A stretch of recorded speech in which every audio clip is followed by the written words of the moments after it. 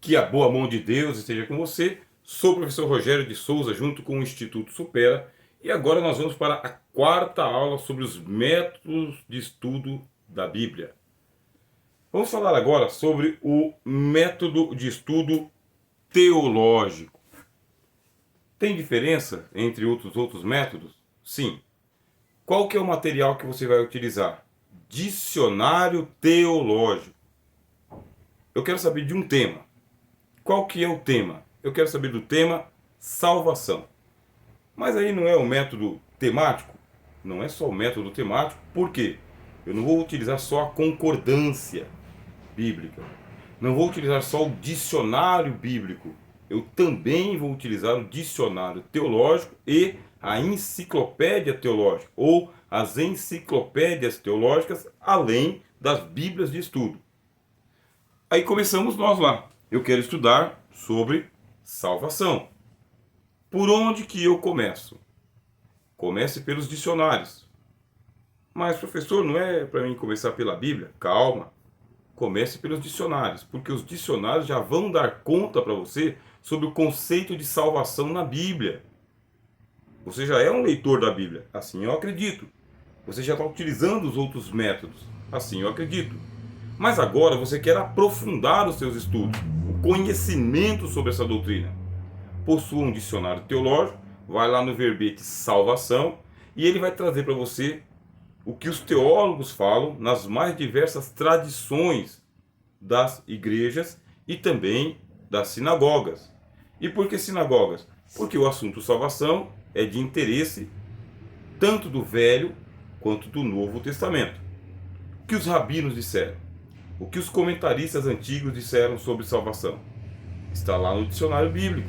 Aliás, no dicionário teológico. Vá nesse dicionário. E venha também para o material cristão. Esse material cristão eu recomendo em enciclopédias. Pego o verbete salvação, aí os artigos são vastos sobre esse assunto. Muito sobre esse assunto. Quanto tempo você vai dispensar para estudar o assunto que eu estou trazendo aqui, que seria salvação? Depende do tempo que você tem livre. Mas isso aqui é assunto para uma vida toda, para resumir. Não dá para estudar tudo numa sentada só. Mesmo que você fizesse lá um TCC, trabalho de conclusão de curso, e o tema fosse doutrina da salvação, você seria só mais um ponto de vista teológico, só mais um daqueles que são comentaristas do assunto. Tem muita coisa que é escrito.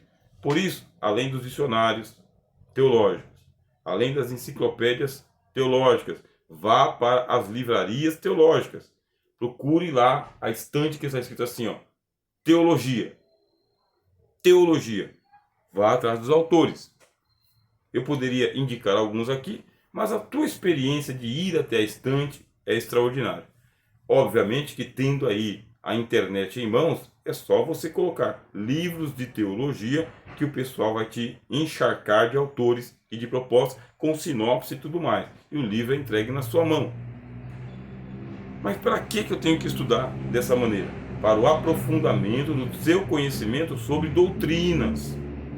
Doutrinas. Teológico é isso mesmo. É doutrinário, é sobre doutrinas. Aqui, você não estudou conosco sobre Deus? Teísmo? Você não estudou conosco aqui sobre Cristo? Cristologia? Pneumatologia? Todas essas disciplinas que você estudou aqui no nível básico vão para o nível médio. Além do nível médio, vão para o bacharelado. Além do bacharelado, vão também para os cursos de especialização, pós-graduação. Além disso, vai para o nível dos mestrados e do doutorado também. Todo assunto ele tem camadas de aprofundamento. E qual que é a diferença entre uma camada e outra? É justamente a maturidade para as discussões sobre aquele assunto. Vamos supor que você queira estudar sobre Jesus. Olha só, Jesus. Não tem submarino que dá conta do oceano. Está certo o apóstolo João quando ele diz que o mundo todo não conteria a quantidade de livros se tudo fosse escrito sobre Jesus. Não é só uma hipérbole. Eu até penso que é uma literalidade. O mundo é pouco. Mas vamos lá. Eu quero falar sobre Jesus. Lá no século XVIII, começo do século XIX, vai surgir a crítica textual. Aí o pessoal começa a buscar o Jesus histórico. Em busca do Jesus histórico. O que significa esse negócio de em busca do Jesus histórico? Aquele movimento que eu falei aqui anteriormente, de demitologização, eles começaram a acreditar ou a defender de que Jesus é um mito. Foi criado o mito Jesus. Mito Jesus, quem criou o mito Jesus? A comunidade do primeiro século. A comunidade de crentes do primeiro século, eles criaram o mito do carpinteiro da Galileia que morreu na cruz pelos nossos pecados. Em volta dessa comunidade, alguns sábios, alguns rabinos, alguns sacerdotes foram encrudescendo cada vez mais a figura de Jesus e transformaram Jesus em Cristo. Qual é a diferença entre o Jesus mítico e o Jesus histórico? Qual é a diferença entre o homem da Galileia e o Cristo da cruz? Qual é a diferença entre Jesus e Cristo? Como que isso aconteceu? Aí lá vai você se aprofundando, dependendo do nível teológico que você tem, vai entrar em contato com essa doutrina e ela pode tanto tornar você mais crente, mais fiel às Escrituras, mais voltado para o evangelismo, a evangelização, as missões da igreja, ou então podem dissecar a tua fé. E se dissecar a tua fé, você vai se tornar um crente, um teólogo racionalista, usando o método histórico crítico. E com o método histórico crítico, você deixa de ser evangélico. Você não será mais evangélico. Não consegue mais ser evangélico. E por quê? Porque a noção dos evangélicos sobre Jesus não é a mesma noção do cientista histórico crítico. Não é. O histórico crítico ele é um cientista da área de humanas que usa o método crítico e histórico, que demitologiza a pessoa de Jesus, desmistifica a pessoa de Jesus, trata Jesus como uma personagem criada historicamente, acreditada pela comunidade do primeiro século e que a tradição transformou em filho de Deus. Lá no começo não era filho de Deus. Lá no começo era só uma história que o povo conta. Quando chega lá no terceiro e quarto século, Jesus é o Filho de Deus, assentado à destra da majestade nas alturas, enviador do Espírito Santo de Deus, e surge uma trindade de pessoas que compõem a unidade de Deus. Você viu o que é o método teológico? Estou dando uma amostra, não estou dando um aprofundamento.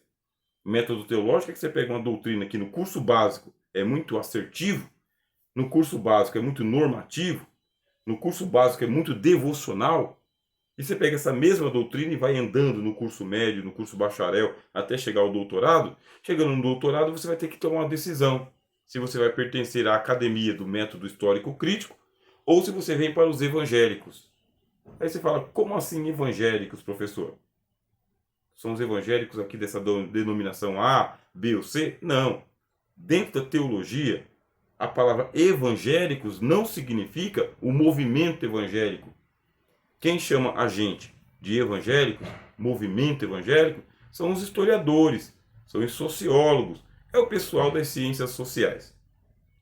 Dentro da teologia, chamar de evangélico não significa isso, denominação. Significa que a base da sua fé é a Bíblia, partindo do Novo Testamento, e que nós somos evangélicos históricos. Quer dizer, a base da nossa pregação é a mensagem de Jesus.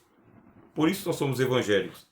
Em oposição àqueles protestantes históricos que abandonaram a base evangélica para ficar com a base somente das doutrinas da igreja. Professor, tudo isso aqui é demais para mim, né? Eu só queria um curso básico em teologia, mas o Instituto Supera também quer que você tenha um bom curso básico. E incentivo você para vir para o nível médio. Incentivo você a ser um estudante exímio da Palavra de Deus. Para que você, quando entrar nos seus debates teológicos com alguém que já tem aí um médio ou é bacharel, é provável que você venha a ter até um pouquinho mais de domínio do que muitos deles. E por quê? Porque muita gente só comprou o diploma. Vamos convir. Muita gente só colocou o papel na parede. Não possui o domínio da matéria. Não tem o título realmente. Só comprou o título. Não é isso que nós do Instituto Supera queremos para você.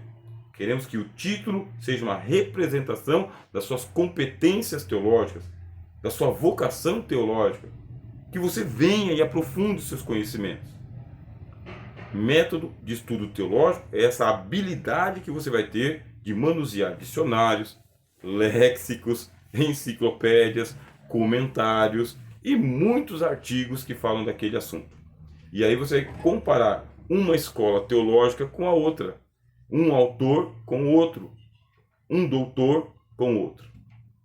Depois deste método teológico, me convém agora falar sobre o método de estudo devocional. Isso você não pode esquecer, para que você não fique dissecando os textos da Bíblia. Tenha cuidado. O método devocional é aquele que você faz uma leitura leve da palavra de Deus. Sem esboços, sem lápis, caneta e papel. É só uma leitura. É uma leitura para você. É uma leitura para o seu encontro particular com Deus. Para o culto, para a adoração, para a meditação nas Escrituras de dia e de noite. Para encontrar o alento da palavra de Deus. Para encontrar o direcionamento para os seus pés. Para você ler o autor aos Hebreus dizendo: tornai a levantar as tuas mãos cansadas e os teus joelhos desconcertados. Penso que não é saudável para nenhum de nós que está envolvido com a teologia ficar avançando para águas profundas só para ir diante de um auditório, só para assumir uma sala de escola bíblica dominical ou de seminaristas. Muito pelo contrário, o anjo que apareceu para Josué disse que ele deveria meditar na lei de dia e de noite para que o caminho dele não viesse a se desviar. Assim somos nós também. E voltando ao ponto anterior, muitos teólogos se tornam histórico-críticos porque abandonaram o método devocional, a leitura devocional da Bíblia. Você pega um pregador como George Whitefield, tem livros dele aqui, George Whitefield. Tá difícil, tá misturado aqui no meio da biblioteca. Deixa eu mostrar para você. Esse aqui do Lawson, tá? Ó. George Whitefield era um grande teólogo, mas ele passou para a história como sendo um grande pregador. Mas ele não se descuidava da sua vida devocional. Havendo pregado para muita gente, ele mesmo fazia a leitura da Bíblia e de joelhos, assim como John Wesley fazia de igual forma, assim como Dwight Lyman Moody fazia da mesma forma, Jonathan Edwards da mesma forma. E todo bom estudante da Bíblia tem a sua Bíblia de estudos devocional, tem a sua Bíblia de leitura devocional. É para você ler, se deleitar, encontrar Deus e se reencontrar nas Escrituras. Agora, métodos de estudo da hermenêutica. E por aqui a gente já vai encerrar essa disciplina. A hermenêutica é uma disciplina de interpretação da Bíblia. Ela tem regras, tá bem? E as regras dela são regras não tão difíceis assim de serem dominadas. Vou citar algumas. A primeira regra da hermenêutica como ciência da interpretação é de que você precisa interpretar a Bíblia pelo seu sentido simples e comum. O que significa? Procura não enxertar no texto um sentido que não tem. Encontrar ali palavras que não estão no texto. Ao invés de ir para aquela interpretação mais exótica, mais exuberante, mais esplêndida, vá para o uso comum e cotidiano. Exemplo.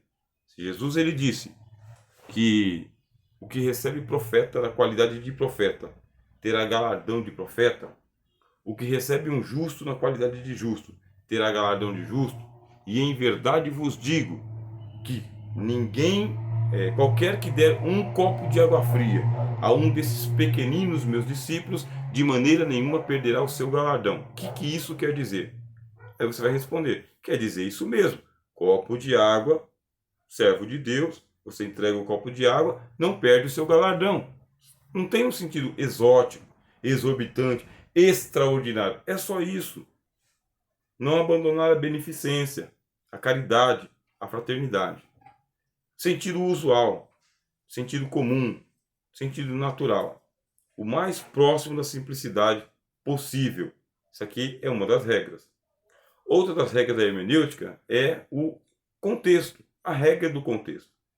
Olhe em volta, veja o que está cercando o autor, veja o que está cercando o relato, o texto que foi escrito, as pessoas que são citadas ali, qual que é a cultura daquela época. É a regra do contexto. Aí tem contexto político, contexto religioso, contexto teológico, contexto cultural, contexto financeiro. Tem vários contextos que você vai levar em consideração. Regra do contexto. Terceira regra: passagens paralelas. Os textos não estão isolados dentro da Bíblia. Em alguma outra parte das Escrituras, algum outro autor escreveu sobre o mesmo assunto. Pode não ser palavras idênticas, mas são palavras muito próximas, por isso são chamadas de paralelo. Comece os seus exercícios. Leia as parábolas de Jesus em Mateus, Marcos e Lucas e leia as parábolas que estão ali em paralelo. A parábola do semeador, a parábola do joio e trigo, a parábola da expulsão de demônios. Leia as passagens paralelas. O mesmo relato colocado em termos diferentes por autores diferentes. É uma das regras da hermenêutica. E por quê? Para que você não precise inventar um sentido para o texto. É só encontrar, não temos que inventar nada. Quarta regra, a regra das passagens correlatas. Passagens correlatas significam o quê? Que este assunto que eu acabei de ler aqui está relacionado com outro assunto em outra parte da Bíblia. Passagens correlacionadas. Paralelo, mesmo assunto com palavras diferentes. Correlados, assuntos que têm relação com isso daqui. Não é idêntico, mas é muito parecido. Mais uma vez, você pode utilizar os vários métodos que a gente já apresentou aqui e você vai conseguir aí fazer o uso da hermenêutica. O que você achou? Eu citei aqui algumas regras que são as mais básicas, tá bem? Sem falar que você vai ter aí a necessidade de usar o método biográfico, conhecer o autor, método histórico, saber o que está acontecendo ali em volta. Aqui, no livro-texto que nós do Instituto Supera enviamos para você, fala também sobre o método de estudo da exegese. Esse é muito complicado, tá bem? É mesmo destinado para bacharel em teologia, mas pode ser feito por você a título de atividade. Começa agora. O que vem a ser a exegese? É o acesso que você tem aos textos na língua original. A hermenêutica, a gente consegue fazer a interpretação com a tradução em português. Perfeito. Na exegese, a gente recomenda de que você vá para os textos na língua original, hebraico, grego e aramaico. Para isso, precisa estudar aí um ano, um semestre das línguas originais, se for um autodidata bom para você. Se não, a academia e o instituto e muitos seminários oferecem curso de línguas bíblicas para você aí. Vai ser alfabetizado, vai passar pelo letramento, vai estudar ali as figuras, a gramática também, as concordâncias, vão passar vocabulário para você, vão passar tradução para você. O que a gente calcula aí é que em torno de 2 a 3 anos você vai estar conseguindo fazer a leitura do texto e uma leve interpretação. Porque mesmo aqueles doutores que leem a Bíblia em grego, em hebraico, não têm precisão do texto. O que é a exegese? A exegese você desmonta o texto todinho, diferente da hermenêutica. Na hermenêutica você deixa o texto intacto. Na hermenêutica você estuda o texto em volta. Você usa ferramentas para abrir o sentido do texto. Na exegese, você desmonta o texto. E por que você desmonta? Para encontrar ali, na vírgula, no termo, no conceito, o texto. Na exegese, você procura recriar o texto. E para recriar o texto, você desconstrói, você desmonta ele. Você faz um quebra-cabeças. Uma parte que está aqui em cima, que está colada com a outra parte que está aqui embaixo. Tenta descolar essa parte de cima, colar ela do lado ou colar ela embaixo, para você poder fazer a exegese do texto. É um trabalhão muito grande. E a gente sabe que depois que você desmonta um aparelho, quando você tenta montar ele de novo, você perdeu alguns parafusos e algumas molas. É difícil fazer a exegese por causa disso. Deixamos mesmo para o encargo dos especialistas. É muito comum você chegar na sua igreja e algum bacharel, algum professor de escola dominical, algum seminarista dizer: vamos fazer a exegese do texto. É um vício, tá bem? É um vício muito comum, muito natural, mas não tem precisão conceitual. Não é isto. A exegese ela é muito difícil de ser feita. Se fosse fácil, nós não teríamos aí uma pleiade de doutores discordando uns dos outros. São doutores, leem a Bíblia no original. E cada um escreve a sua enciclopédia, cada um escreve seu comentário, cada um escreve a sua própria Bíblia de estudos. E aí, quando você vai comparar o que um doutor disse com o que o outro doutor diz, não tem consonância, tem dissonância. O que é consonância? É isso. Os doutores falando a mesma língua. O que é dissonância? É isto. Sentidos diferentes. Não é fácil fazer exegese. Mas é para todos. Por último, nosso livro-texto fala para você sobre o método de estudo pelas figuras de retórica. Vai estudar estilística, tá bom? Pegue aí uma gramática da língua portuguesa, encontra a parte da gramática que trata de estilística e ali você vai encontrar figuras de linguagem, parábolas, comparações, sinédoque, metonímia, ironia, provérbios, várias figuras de linguagem. Quer dizer, eu vou lá no mundo colorido, pego lá um recurso do mundo colorido e trago para o mundo cinzento. Aí eu aproximo o mundo colorido das parábolas, das metáforas, das sinédoques, e eu aproximo do mundo cinzento do conceito, e eu consigo explicar um conceito cru, frio, e eu ilustro ele, uso uma ilustração. Isso é uma figura de linguagem, ou também chamada de figura de retórica. Não é o momento, não é o fórum, só estou aqui pontuando para você, mas você vai precisar estudar sim gramática. Vai lá em estilística, começa hoje e vai demorando nisso aí. Algumas faculdades estão oferecendo aí curso de especialização em língua portuguesa. Aí você vê se ele tem lá alguma coisa voltada para a estilística que vai ajudar você bastante. Sou o professor Rogério de Souza, junto com o Instituto Supera. Terminamos agora a disciplina de métodos de estudo da Bíblia e qualquer necessidade que você tiver aí a nível pedagógico, entre em contato, nós vamos estar auxiliando você. Fique na paz.